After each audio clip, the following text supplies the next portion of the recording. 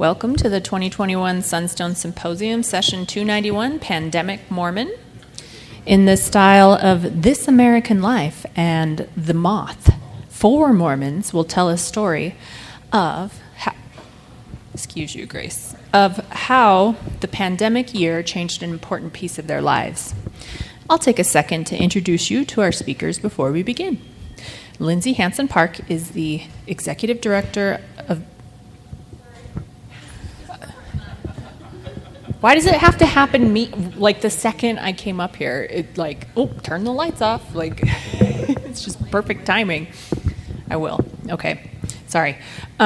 She's also the director of the Sunstone Education Foundation and the host of the Year of Polygamy podcast. She also co-hosts the popular Sunstone Mormon History podcast with Brian Buchanan.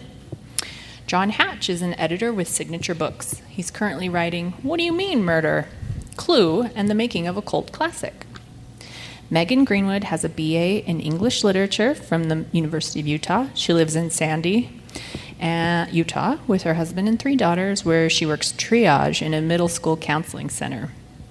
Stephen Carter is the Director of Publications for the Sunstone Education Foundation and a host for the Sunstone podcast. He is the recipient of 3 Association for Mormon Letters Awards, 1 in the essay, graphic novel, and anthology categories.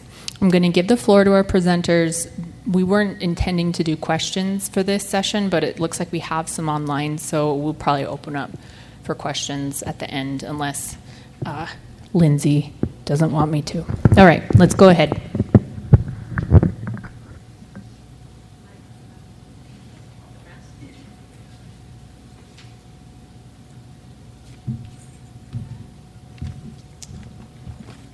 Hi. I'm Megan Greenwood. I feel like my bio is slightly different from everyone else's bio. I've been a little inadequate here, but here we are. I am really, really good in a crisis, really, really good in a crisis. I'm kind of famous for it. Cancer diagnosis, I'm your gal. Divorce, I've got you. Lost your job, Crisis Meg is here to help. Years ago, my younger brother broke his arm during a soccer game. I was watching the game from the sidelines with my mom while my dad coached the team. The minute his arm broke, my brother started unleashing a loud, nonstop torrent of F-bombs that completely froze my mom. My dad was stuck as the coach and had to take care of the team, so I, being the crisis expert that I am, grabbed my mom's keys, got in our Aerostar minivan, drove it onto the field, grabbed that day's Tribune that happened to be unopened in the car, used it and my hoodie to create a brace and sling, dragged my brother and my still shell-shocked mom into the van, and drove off the field to the emergency room. I was 17. Thank you. I've always been very proud to be good in a crisis. I've worn that identity like a badge of honor. But in January 2020, I learned that my gift has its kryptonite, and that kryptonite is a pandemic. January of 2020 is when I started hearing about this little troublesome thing in Wuhan, China. I'd listen to NPR on my way home from work every day and hear little unnerving tidbits about viruses and quarantines, about food markets and cruise ships, about coughs and ventilators, and about death. And I started to unravel. About mid-February, I stopped being able to sleep and then eat. I would buy extra groceries every time I shopped and looked around wondering why everyone else wasn't purchasing 17 bags of linguine like I was. I would mention my concern to my friends who would sweetly talk to me like I was losing my mind, and I felt like I was. In early March, when my husband Wade came back from a road trip to Arizona for Major League Baseball spring training, I sheepishly showed him our storage room full of bags of supplies and food that I'd been buying for weeks. I felt like an idiot. Wade was kind, but I still felt crazy. I could feel something coming. I don't really know how to describe it, but I could feel burden coming. The luckiest thing in my life is that I've lived a life with very little burden. I've been loved in big ways. I've always had what I needed. I have a great marriage. I have remarkable kids. We live in a great little old house with a mortgage we can afford for 18 years. I love my job. I'm genuinely a pretty happy person. We've had hard things happen. We've lost people we love. We've fought cancer with our parents and close friends. We've had financial ups and downs. But through those things, I've always been able to find optimism. I've been very lucky and very privileged. But in the first few months of 2020, I stopped being able to find my optimism. It just left. My crisis Meg vanished. I became completely overwhelmed with the feeling in my gut that my life, but most importantly the life of my 3 teenage daughters, was going to drastically change, and not for the better. My sleeping got worse, and I began having panic attack after panic attack during the night. So I made an appointment to see my doctor. I met with her March 10th. I started taking Prozac on March 11th, and the world stopped on March 13th. It was very good timing. Right off the bat, our family got nailed pretty hard by COVID.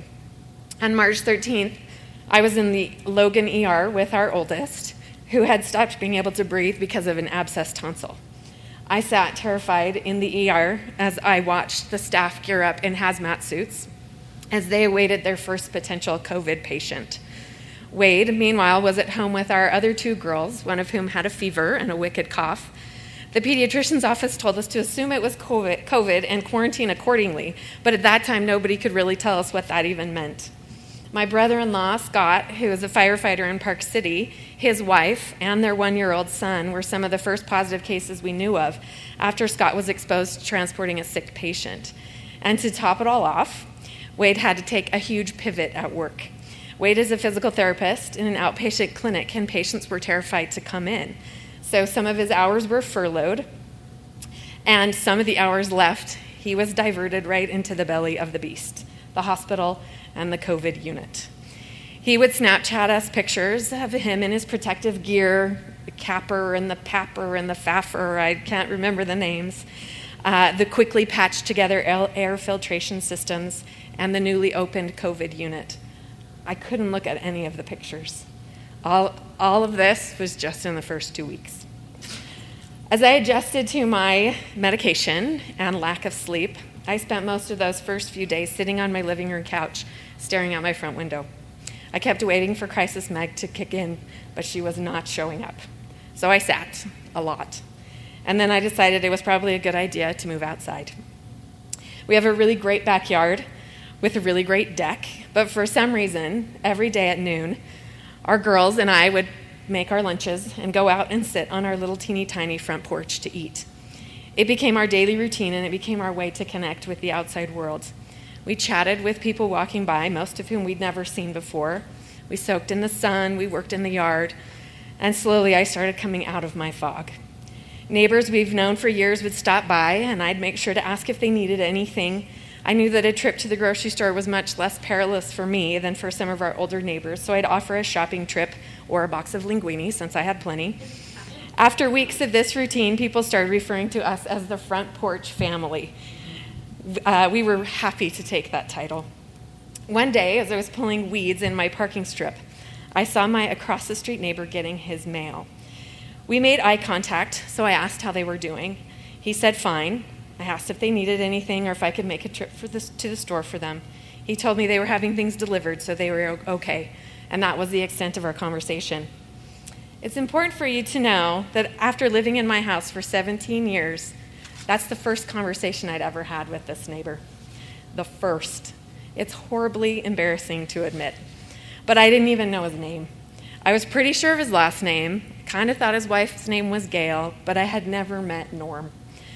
I'm a pretty social person. I genuinely like people. I'm pretty easy to get along with. We have a lot of get-togethers in our home. We go out with friends a lot, but apparently we're terrible neighbors because after 17 years, I didn't know the name of a man I had seen 1,000 times.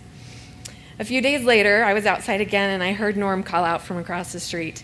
He slowly and slightly hesitantly crossed the street and, from a distance, asked me if any of our girls would mind helping him with a project.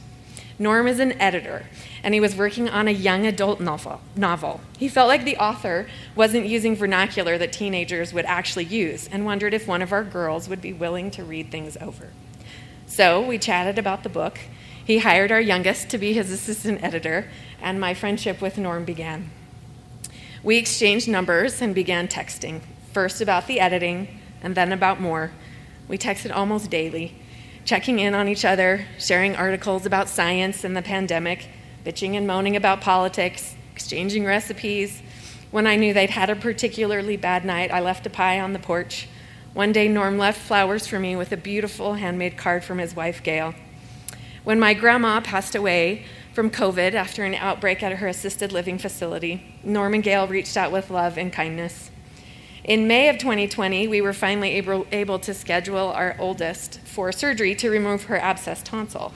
Because of his constant contact with COVID patients, we decided it would be best to have Wade move out of the house for the weeks leading up to and immediately after her surgery so that Emma could stay as healthy as possible. Norm checked in daily to make sure I was doing okay. One day last summer, a rainstorm tore through our neighborhood, and I looked outside just in time to see a tree in Norm's front yard split in half. I sent Norm a text to tell him what had happened, and he said he'd hire someone the next day to cut it down. I made some calls to members of our ward who I knew had chainsaws, and the tree was down in an hour. Norm said I was the best Elders Quorum president he'd ever seen. When our neighborhood became a surprising Biden-Harris haven during the election, we shared yard signs with Norm. When those signs were all stolen, we shared replacements too. We celebrated the election together. We celebrated the vaccine together. He worried about our youngest, who had to wait longer than the rest of us for access to the vaccine, and he was the first to let me know when she was eligible. Even last week when another storm hit our neighborhood when we were out of town, Norm sent me texts to know that he had his eye on our home. I've always been jealous of people who are close with their nearby neighbors. It sounds so charming to me, borrowing eggs, sharing gardening tips, talking late into the night on the street. I've never had a neighbor like that.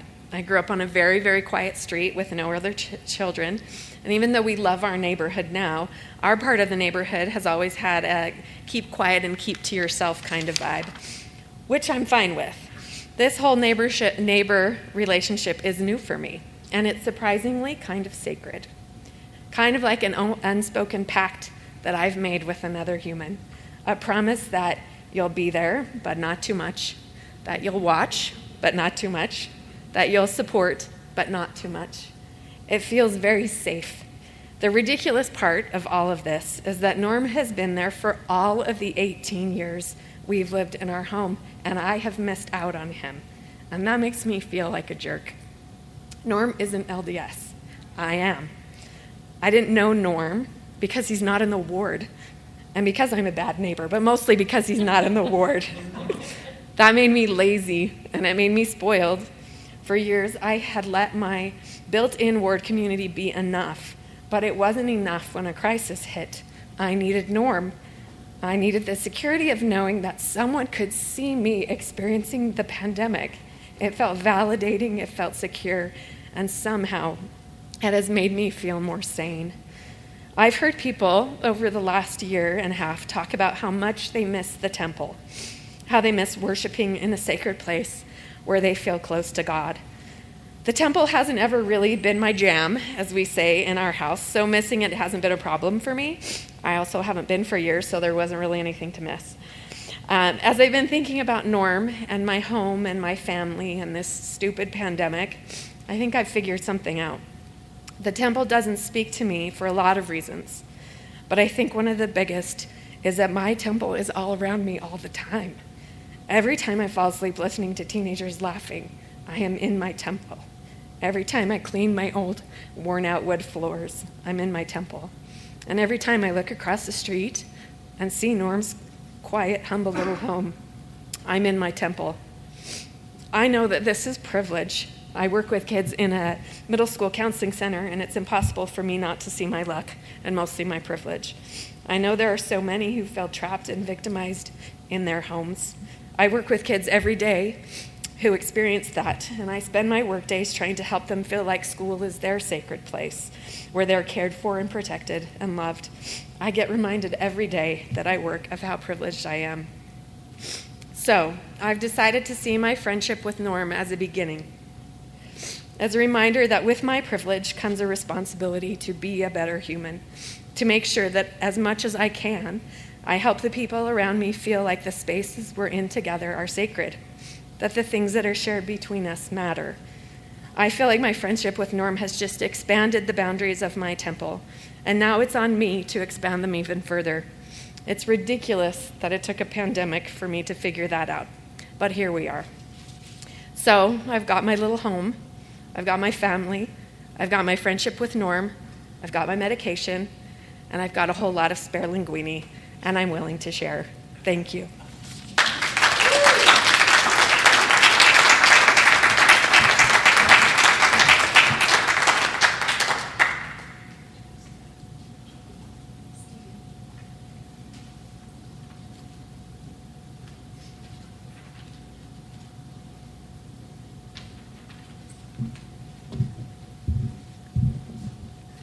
We organizers of this session just wanted to make sure that everybody, after the first one, looked quite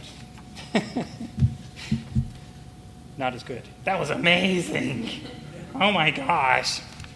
Mine's short and little. It was the middle of April and the beginning of the pandemic. My friend Anna and I were standing 6 feet apart in the middle of a soccer field. Hello, Skynet.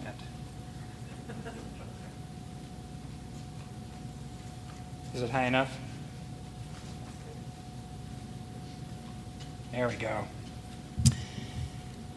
My friend Anna and I were standing 6 feet apart in the middle of a soccer field, watching our 11-year-old daughters feeding some goats through the fence. We were wrapped in jackets, and the wind stung our eyes. We wouldn't have chosen to stand out here on this chilly, overcast day. But we were trying to be safe as our daughters spent their last day together. Anna and her family were moving to California.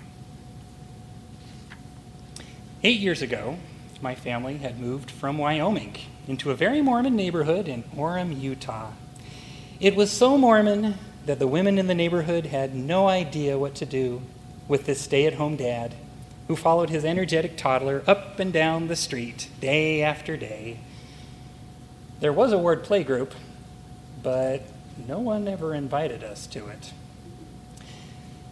So one summer day, after a year of this solitude, I was opening up my front door to go inside the house when I happened to look down the street to see a woman walking with her little blonde daughter.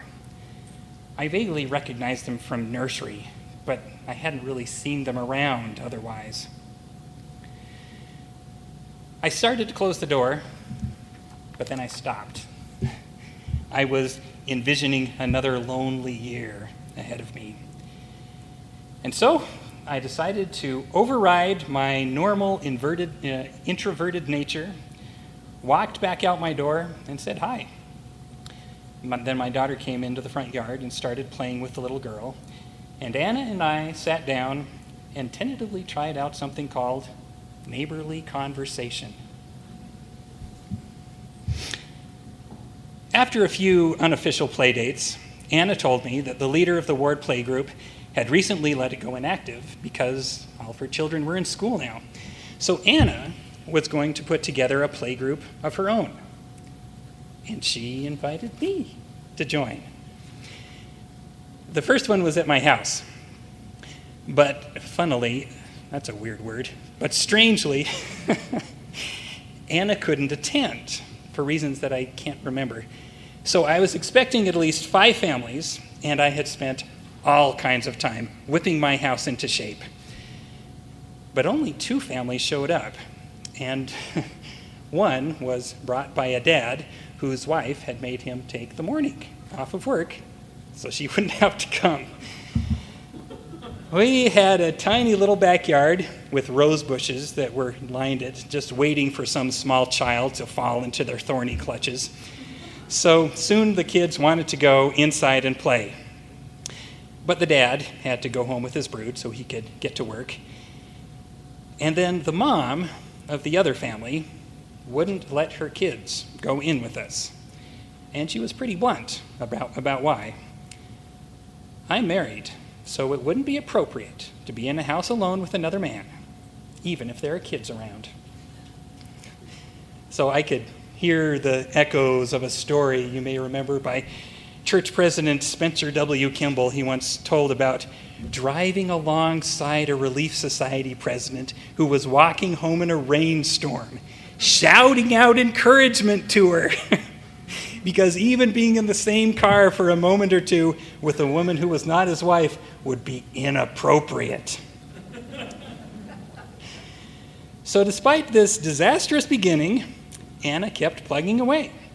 She arranged for every playgroup to be in someone's yard so that my daughter and I could attend. But winter was coming. And I knew that our playgroup days were numbered since we'd have to play inside each other's houses. And I knew what the women in my ward thought of that idea. But Anna started scheduling the groups at the mall, at indoor playgrounds, or other public places. She decided she'd make room. My family soon moved out of the ward, which, as we all know, is usually the death blow to any Mormon friendship. But we actually stayed connected with Anna's family. We went to the duck pond, we went to the mall, we went to the park, we went to the pool. She came to my house, and I went into her house. And during those long stretches, we got a chance to talk. More often than not, we talked about Mormonism, and she started saying things that made me realize she was going through a faith crisis. It wasn't too surprising, to tell you the truth. She was smart. She had a master's degree in microbiology, which is like being a god to me. She was a Democrat. She was a quiet feminist. And, as demonstrated by her insistence on including me in her playgroup, she was unconventional. But you know what it's like to go through a faith crisis when you're embedded in a ward, especially when you grew up in that ward, like she did. And especially when, on average, your fellow ward members are 40 years older than you are and are ultra-conservative in everything except watering the lawn. Anna really needed someone to talk to. She didn't know it, but she had made friends with the editor of Sunstone. So I was more than happy to go with her on that journey for the next few years. So now, fast forward to that spring day. Anna's moving truck was pulling away from the curb, and despite all warnings, our daughters were tearfully hugging each other goodbye.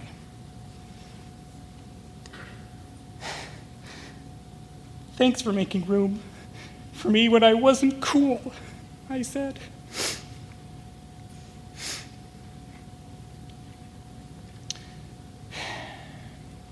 "Thanks for helping me feel like I wasn't crazy," she said.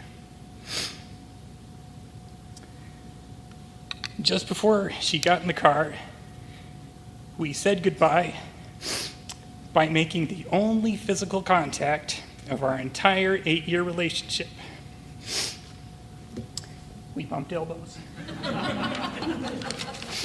It was very inappropriate.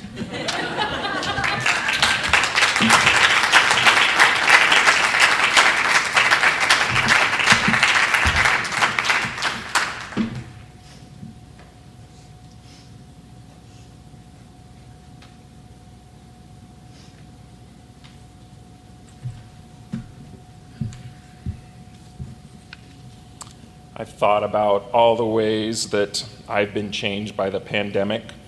I'm convinced most of us will be reeling from the effects for a long time, unaware that a moment's mild panic in 10 years is tied to another moment buried deep in the recesses of our 2020 memory. The biggest unexpected thing for me was learning how much I rely on travel for my sanity. But even more than that, I rely on the promise of travel. The idea that someday, no matter what, I'll be able to sit on a beach with my wife or go to my favorite bar in New York. I'm sorry, I know that's a Mormon, but or visit my dad. Having all that taken away was more difficult than I ever dreamed. And I say that very aware of what a privileged first world problem it is. The pandemic robbed people far more than it robbed of me. Overall, I was very fortunate. But my good fortune did not obliterate or particularly even mask the hard days.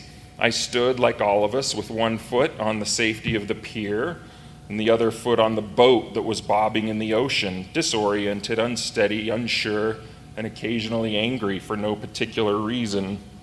Time warped and shifted, but it still marched on. Stuck at home, I became aware of how much of a dad I am. I rediscovered baseball, up until now too busy to care too much about any team. But as I watched the games, I turned into guy who yells out what just happened in sports game. My kids would laugh as I would call out, "Oh, that's a home run." It's hard to look back and understand how I became so profoundly middle-aged, but one day you wake up and realize all of your clothes are from Costco. So one Sunday in the pandemic, in full middle-aged dad mode, I'm dealing with a mini emergency with one of my kids when the doorbell rings. I'm in my pajamas, Costco brand. I haven't had a haircut in a year. I haven't got ready for the day. I'm looking my best. I put on a mask, I open the door, and I step back a few feet to give us some space. And I'll admit I do this less for the courtesy of the door knockers, who I'm kind of skeptical of for showing up in the middle of a pandemic, and I do it more for my own safety. It's two dudes, one older, one younger, very, very clearly from the church. Younger dude sees my mask and immediately says, "Oh, I forgot my mask." He reaches into his pocket and he pulls it out. Older dude says he forgot his too, it's in the car, and he makes no move to go get it. He explains that they are from the ward, which doesn't bother me at all, but it's always a little funny because for reasons that don't matter and are much more boring than you can imagine, I had my name removed from the church records many years ago. It's not my ward. You might as well say you're from the local diocese. The younger dude is already looking uncomfortable, but not the older dude. Older dude, as it would turn out, has what could only be described as a DEFCON 1 critical mission. His mission is to find out who lives in my house and if their names are on the rumpled piece of paper he is holding. He would not be deterred. He was like some Mormon Terminator. He couldn't be reasoned with, he couldn't be bargained with, and he absolutely will not stop ever. Someone, and I think I know who, told them where we live and had my wife and her kids' records forwarded to this ward. That's another thing to know. We're a blended family. A lot of families are today, but there are still some people in the church who don't seem to have figured that out. So the Mormonator starts asking me about the people who live in my house, but my last name is different from my stepkid's last name. That's the way step works. And it's confusing for him, and it's awkward for me to try and explain this. He's reading his list, naming my stepkids, listing their ages, and asking if they live there. They're kids. It's kind of weird and creepy that he's got this list with their names on them. The Mormonator had no idea that this was weird and creepy, but it's one of those moments where I'm kind of thrown and the social contract kicks in, and I don't want to be rude, and so instead of doing what I probably just should have done and said, "I really don't want to go over this with you, goodbye," I'm stuck in this odd position of not wanting to seem rude and trying to explain my family dynamic without really wanting to confirm all this information.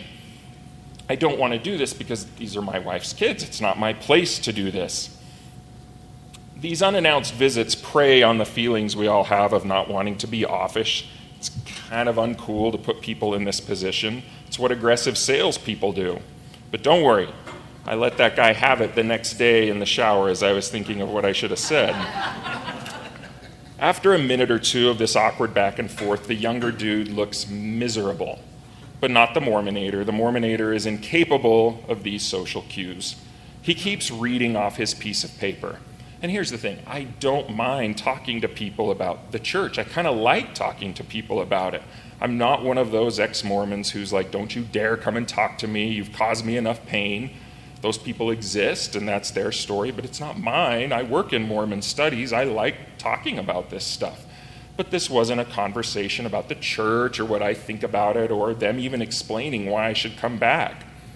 So I'm trying to explain our situation and that we're really not going to come back to church right now. In my middle age, I've learned to never say never, but right now that's just not going to happen.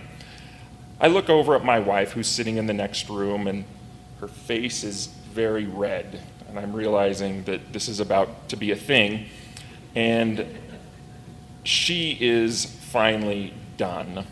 She throws on a mask and comes over and pretty much yells at them that we're not interested. She's clearly pissed. Younger dude is like, cool, we get it, sorry, and starts to back away. The Mormonator has not completed his mission. He has another name on the list. And as my wife's sitting there yelling at them, he says, oh, you must be Joy. My wife says, yup, we're not interested, and she shuts the door. I don't know how this makes people want to go back to church, but here we are. It was annoying, and I have a million other things I could say about it and about the LDS Church and about how to properly care for and pastor people. But I was also profoundly grateful for this experience. It highlighted the stark contrast between the painful Michael Scott-esque artificiality of this visit and the warmth and camaraderie of the friends I have in my life. I have been fortunate to have a group of close friends that email and get together regularly. We email because we've been friends for so long that that's what you did. There were email lists. There was no texts or Slack or TikTok or Facebook Messenger. These are people I know in real life, away from social media. Anyone who knows me will tell you that I'm a little obsessed with social media, not being on it, although I definitely have that problem too, but with what it means for our world and our personal interactions. Social media ostensibly makes conversations and personal connections possible that in the past were separated by time and physical space. And social media does facilitate the introduction, at least, of important social issues. Without Twitter or Instagram, would the Me Too movement have flourished? Probably not. Without social media, this Minneapolis Police Department's appalling initial statement on the death of George Floyd would have been the last word, that he physically resisted officers, and then they noted he appeared to be suffering medical distress. But the split second after social media gives rise to these conversations, it flattens them into a two-dimensional binary divide. Messy, complex topics are oversimplified, and everyone's expected to pick a side. Are you on our team, or are you a soulless monster who hates everything? We divide into camps because our world is fractured into highly stratified groups where lines are drawn because of what we think and believe. And this, for a lot of us, is where we find our friends. There are even studies now that suggest that a big part of our current moment of intense, intractable political polarization is due to a declining number of adults with friends. We've even all heard the joke, probably, that Jesus' most impressive miracle was having 12 friends in his 30s. Many of our friendships in adulthood are friendships of convenience. We meet people at work and talk to them. We might get to even know them extremely well. We might hang out with them after work, but then someone quits and we never see them again. We have friends online, and those friendships can feel deep and intense as we bond over things like our shared love of a movie, our hatred of some political thing, or perhaps in the case of some of us at Sunstone, the struggles we have as we negotiate our relationship with the LDS Church. But these friendships, at least for me, seem fleeting and fragile.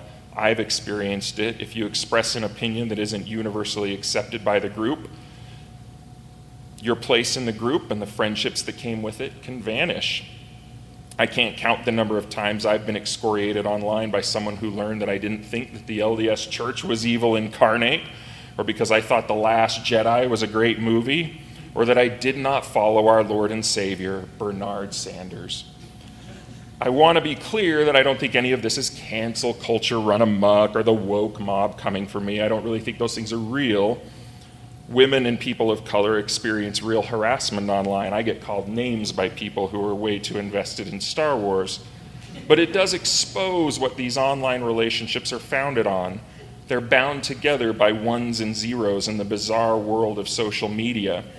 I want to be clear that I know it's 2021 and probably sounds silly as if I'm acting like the digital world and the real world are separate. Digital life is kind of reality now. Plenty of people meet their friends and their partners online. Some of my favorite people are people I've met online, but we have to have more to tie us together than shared outrage. I'm lucky to have that with my group of friends. And this is my story, and I know there's a lot of people in the LDS Church that don't have a Mormonator and have their own friends that they've met in church and that they rely on the same way I rely on mine. But I never felt particularly welcomed or like I fit in at church. It wasn't a place where I felt like I could be myself and where me being myself wasn't particularly wanted. But among my friends, I have a place where I am welcomed and accepted and appreciated, warts and all. I realized that during the pandemic. We met over Zoom. We checked in on each other. We went through a lot. Now vaccinated, we get to meet in person again, though maybe outside for the next few months. The pandemic and the Mormonator reminded me of just how fortunate I am. Thank you.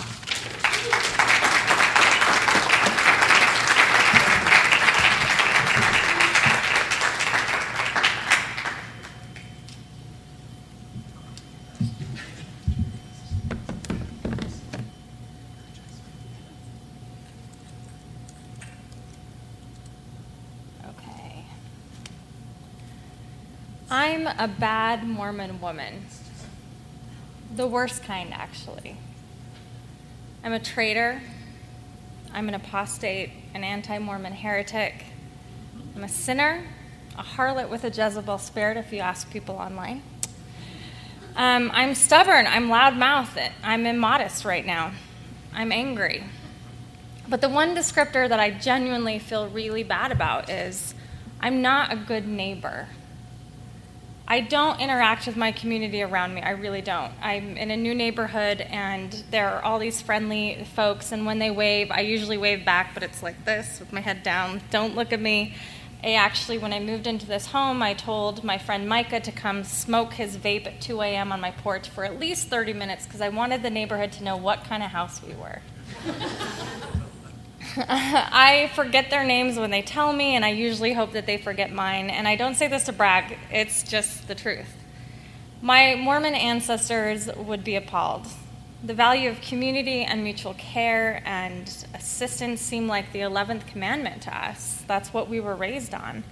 Partially due to this long tradition that dates back to frontier Mormonism, which I really love studying. I love the culture and the history of our community. Mormon settlements were designed like villages. They were literally villages dotting the inner Mountain West. The survival of those villages depend on the cooperation of every single member living there. So when your garden has extra, you shared. When you took your cattle out to graze, you took your neighbor's cattle with you. You did things for free. You watched each other's children. You mended things, and you traded for what you needed. And today, that sort of care looks like grocery sacks of squash and green peas on your porch because your neighbor's garden produces too much. Here in Utah especially, it's a perpetual gift of summer. Anonymous zucchinis and peaches come in all from our Mormon neighbors, and leaving fruit on the porch is sort of a sign of gratitude from God and the earth, and a little gratitude left over for a beloved neighbor. Anonymous zucchinis on the porch is a signal. It says, please have. No need to thank me. So with that background, I'd like to take you back a decade or so into a small Mormon village of Stansbury Park, Tooele Valley, that I used to live in when I was still a good Mormon woman. Here I was trusted and beloved. Even though I was a young married mother, the neighborhood called me Miss Lindsay. I was a preschool teacher in the area for at least 10 years, and in a town that is made up of new construction, cookie-cutter houses, young married Mormon couples, and a church at every corner, I have to say being a preschool teacher is a pretty big deal. It was my identity. It was an important role for me. Nearly all the neighbors around me, and I mean this, had children under 12. We were that kind of neighborhood. The few aberrations were from the older couples, the more mature couples in their 30s and 40s, who were quickly scooped up and given leadership positions in the local ward. But the rest of us were really young. I was 23 and with a new baby. I had quit my job, which was a fancy job. It was the Murray School District Arts Coordinator. And I quit it so I could stay home with my son. And I actually didn't want to leave my job. I was very proud of it. It was the most fun I'd ever had. And at 19, that was a pretty good gig for a 19-year-old to be planning these fun assemblies and field trips for kids and teaching art to every school in the district. I was proud of the job and I was good at it. But I knew that when I had a baby, that I would stay home with him. I've been taught this my whole life. My family knew that this was the way. But at the time, the thought of being home with my child crippled me with this fear. And it wasn't because I didn't want to be home with my child. It was a financial concern. I didn't know how we could afford it. We were young. We were so young. And because my husband was a good Mormon man, he had served a mission, which put him behind in school. And so he either went to school or he got a job that could pay. So he got a job in construction, put off school, and he worked hard. He worked so many hours, 60 hours a week, trying to make it work. We figured if he worked with the extra hours, I could stay home, but I would still have to find some way to bring in some income. And I remembered how, as a child, my own mother ran a small preschool from our basement. My whole family is a family of educators. Those of us who are lucky enough to finish school go on to teach, but when they have children, they stay home. My mom had always stayed home. My own mother was called Miss Debbie. I remember hearing her called Miss Debbie by hulking 40-year-olds who had spent years in my mom's preschool. It became an institution where generations went to Miss Debbie. I grew up living in a preschool room. I had access to all the crayons and coloring pages that I could ever want. It was her life, and it would be my life too. And now, her lifelong protege, I would be Miss Lindsay of Stansbury Park. So for 10 years, my life and energy was poured into my neighbors. When a sweet 4-year-old student of mine was diagnosed with cancer, I organized a community fundraiser. When parents of my neighbors would lose their jobs, I would comp their tuition. When someone was sick, I brought them over the makeup work and then dinner along with it, because I'm a Mormon woman, and this sort of care is deeply embedded into my practice and my identity. The majority of my neighbors and students were Mormon. Nearly every house in the neighborhood was Mormon, except, of course, for one house behind me. It belonged to a single man, rumored to be gay, since many of the neighbors had seen strange men going into the house at night. One neighbor theorized that there must be a makeshift porn studio in the man's basement. He was producing porn from his house because she had seen strange lights coming from the basement at night. And when I mentioned that those lights looked like they could be from just a nice big screen TV, she shook her head and she told me she knows about this sort of thing. I didn't know about these sorts of things, so I was careful. I kept my son from traipsing too close to his property line. Eventually, we built a fence so I would only have to see the tops of his windows, which always seemed quiet and lonely. And it was a fall day in September, probably the second week of preschool, just an ordinary day like any other. My basement now was fully converted into a classroom, and I was awaiting the arrival of students. One particular student arrived, having walked to my home from a few houses down. But the day after she left, her mother called me, and she was very upset. She said that she had let her daughter walk to my home from school, and along the way, the little girl was met by a stranger in a trench coat. The stranger opened his coat and flashed the little girl. And suddenly it was chaos. We were terrified. There was a sexual predator in our midst. And what's worse, he was hanging outside a children's preschool. He targeted my house. Were we all in danger? For weeks we were upset. Women organized. Neighborhood watch was dispatched. What could we do to protect the children? Of course, our outrage was fanned by the facts that continued to unfold. The man hadn't just exposed himself, but now he was wearing women's clothing, and now he talked to the little girl, and then he asked questions, and perhaps there were more people involved, and we couldn't make sense of it. A man in women's clothing had found his way to the rural sidewalk of our little housing development, and our hearts and minds could not handle this. Our children were in danger. It was suggested that the only non-Mormon man that we knew, the gay porn producer who lived suspiciously close to the crime, might be the only culprit. I mean, what were the chances? So the police was sent to investigate his house. He allowed them to come in, and they didn't find any women's clothing, nor did they find any evidence that the man produced porn, nor had harassed a little girl, for he was at work at the time of the assault. As far as I know, he was the only man ever investigated for the crime. But the facts kept growing, and the story took more twists and turns in the narrative. As they did, the fear in the neighborhood grew too. As days passed, the story grew wilder, with strange details, with unbelievable twists and turns. And by now, I was beginning to interrogate my own fear. Clearly, this child and her mother were legitimately scared, but the story seemed to mount and mount.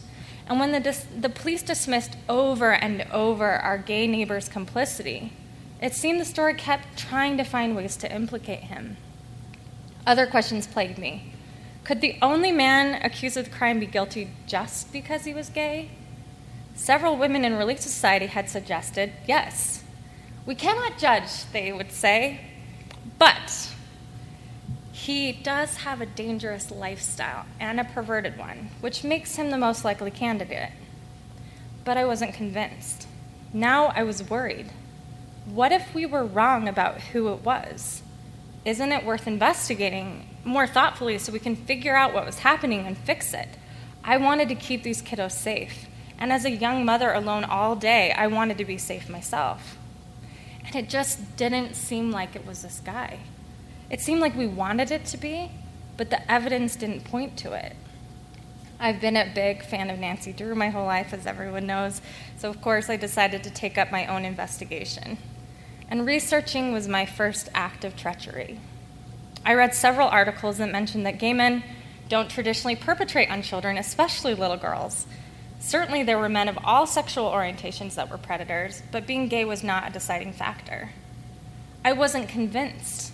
I had been made to believe my entire life that giving in to one wickedness made you more susceptible to giving in to others. So I dug in further. I started with the science, and to be honest, it was very new to me. I was a young mom. I didn't understand much of it. Science-based research was a very new world. But I knew Miss Debbie wouldn't stop until her preschool was safe, so Miss Lindsay wouldn't either. But unfortunately, my research wasn't my only act of betrayal. At church a few weeks later, the subject of how the world was getting worse came up. And we all know the world's getting worse as Mormons. We depend on it. It's what brings Jesus closer to us. Jesus was preparing us. He was testing us, and evil was around every corner. I remember a woman said, "Just look at the man in the neighborhood who scared that little girl." This woman said it with her chin trembling with conviction. Satan is around us. We need to be more vigilant. And I could see her fear sincerely, sincere pain and fear in her eyes. The wickedness around us hurt her. We wanted, as Mormon women, so much to be good. That's all we ever want. And sin was everywhere, and we were constantly being battled by it and caught up in it. And so what some people call a busybody, I call really aggressive empathy. And so I wanted to help this woman. I knew her fear, and I got really excited because I had spent weeks studying this. And I just had so much faith in our people, and I wanted to help. So as a Mormon, I've been taught that studying wisdom from the best books will help us. The prophets were right about that. I learned that we didn't need to fear gay people. We had misunderstood. We just got it wrong. If they could just realize that we were wrong about this, then we wouldn't be scared anymore, and she could wipe those tears, and we could be better neighbors to everybody. So I stood up, and I was so filled with light and righteous conviction, and I raised my hand, and I'm so excited. Sisters, as you know, we've been scared about this the last few months, about what happened with my preschool, but I have the best news. I don't think our gay neighbor is a criminal. We can rest easy about him. I then, of course, took it further, didn't read the room, went on to explain the research, and even President Oaks has said he wasn't sure that people who were gay were dangerous, so why should we? The research says otherwise. We can cross that fear off our list. And I remember the minute I lost my faith. It was the same minute the air went out of that room. I didn't lose my faith in Mormonism or God. No, not in that moment. It was the gospel that disappeared. I suppose that if I had been more thoughtful, I could have understood it better. But like I always said, I never lacked faith. I had too much faith in our people.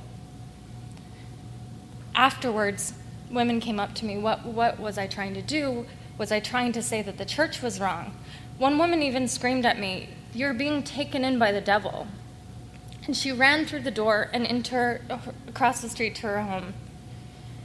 And it was so disorienting to me. I was so confused by it. But I knew that I had researched. I knew that we were wrong about this. And yet in my neighborhood, these people, my people, could not accept it. What I never saw coming was the rejection of these facts and research that would quickly morph into a rejection of me and a rejection of Miss Lindsay. I lost a lot that next year or so. My preschool enrollment would eventually drop from 35 students to 8 in one summer. After women in the neighborhood learned that I had started to continue to talk about this and blog about this eventually for feminist Mormon houses, I was starting to hang out with women like me that lacked enough faith to stay away from the wickedness. And if I couldn't avoid wickedness, what would prevent me from bringing it to their children? I had never received anything before but praise for my curriculum, but it was not enough to keep students whose parents told me they are not judgmental people, but when it comes to their children, they can't have a liberal teacher who could teach their kids to be gay. In the grocery store, women would take the other aisle to avoid me.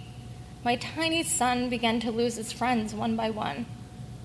To be met with silence where there was once loud acceptance, that hurt.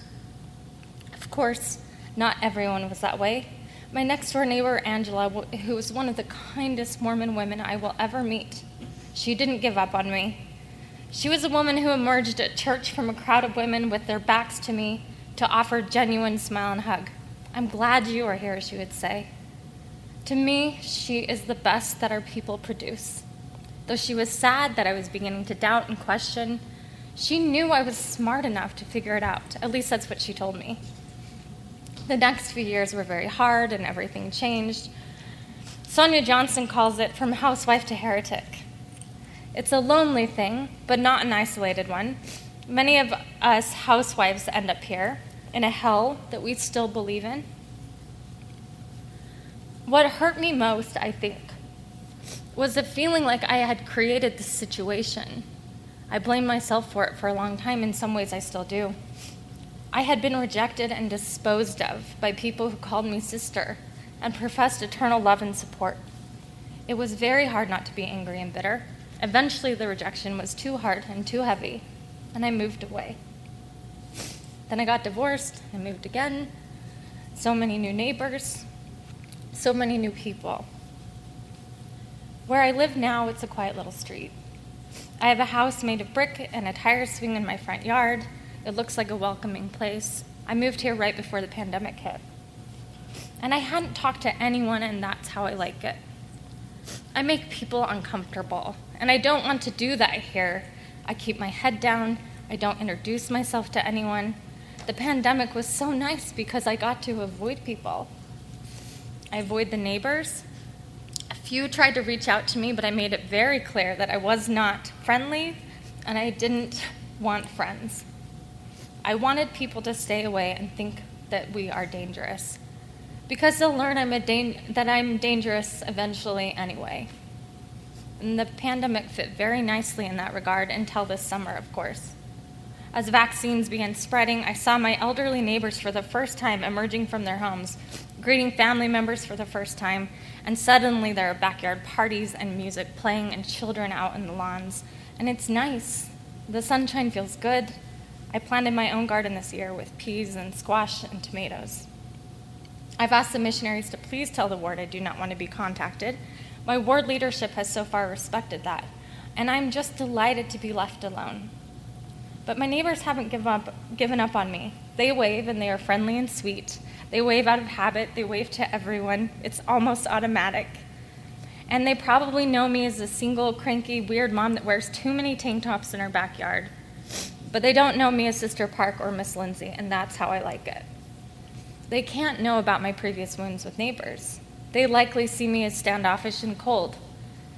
I'm a bad Mormon woman, and I'm a bad neighbor. It's been a hectic, hot summer.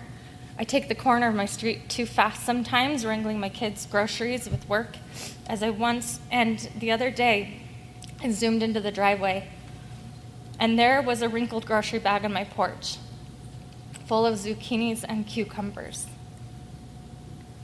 Sometimes I'll find flowers gathered by local neighbor kids just left on the porch. And I guess the love of my Mormon neighbors is still as stubborn as I am. It's a tender growing thing, this belief in neighborhood again. Like apple blossoms in an April storm, but I am not so tender anymore. Something about the loneliness of the pandemic among this quietness with my neighbors has let my old wounds settle. New sinews have grown through the quiet, surprising me with how they open up old patterns. We have a lot of tomatoes in the garden this year, and I'm thinking about giving some away. Thank you.